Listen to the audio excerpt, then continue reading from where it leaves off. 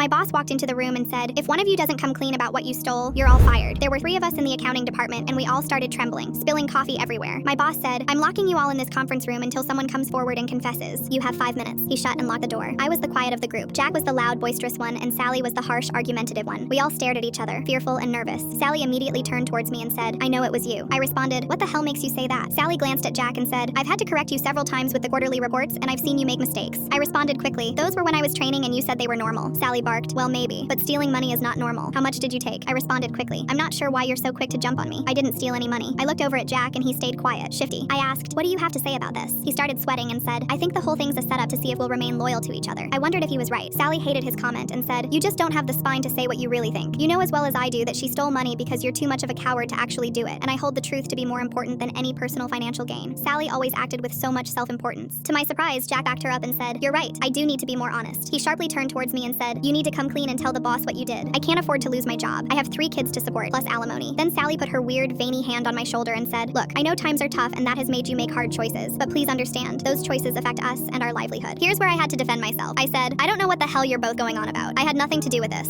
You can check my work or take a look at my bank statements. You'll see. I haven't stolen anything." Then Sally shocked me when she said, "If you don't confess, I'll tell everyone at work what you did." I had no idea what she was talking about, but I was starting to see the insane lengths this woman was willing to go to make me out to be the thief. Jake got in my face and said, "Tell the truth. You stole it. We all know it." The door swung open and my boss glared at us and said, "Well, what's the verdict?" Before I could say anything, Sally started crying and said, "I'm so sorry to have to do this, but it was her." She pointed at me and went on, "She just admitted it to us but won't tell you the truth. We both just witnessed it." Jake went along with her story and said, "That's right, she confessed." My boss zoned in on me and said, "You're fired." I had no idea what to do and thought that if I did tell the truth, it won't matter very much. If someone desperately wants to make you guilty, they can be convincing. My boss looked at me with disgust and said, "You can pack up your stuff and see yourself out." I grabbed my things, went home, and consulted a lawyer. He said that it's a clear-cut case of wrongful termination. I filed a lawsuit, and before our first court date, I got a phone call from my boss. He said, "We at the company are so deeply sorry for not hearing out your side of this. We'd like to offer you a re-signing bonus and extra vacation time if you throw out the lawsuit and come back to work." I asked him what had changed. He said, "Sally and Jake were having an affair, and they were the ones that stole the money to pay for a trip to Italy so they could get married." I figured it out after digging into their false accounting. No wonder Sally was so adamant about framing me. My boss asked me again if I'd come back to work, and I said, "Only if you triple my salary, you spineless dick." He agreed.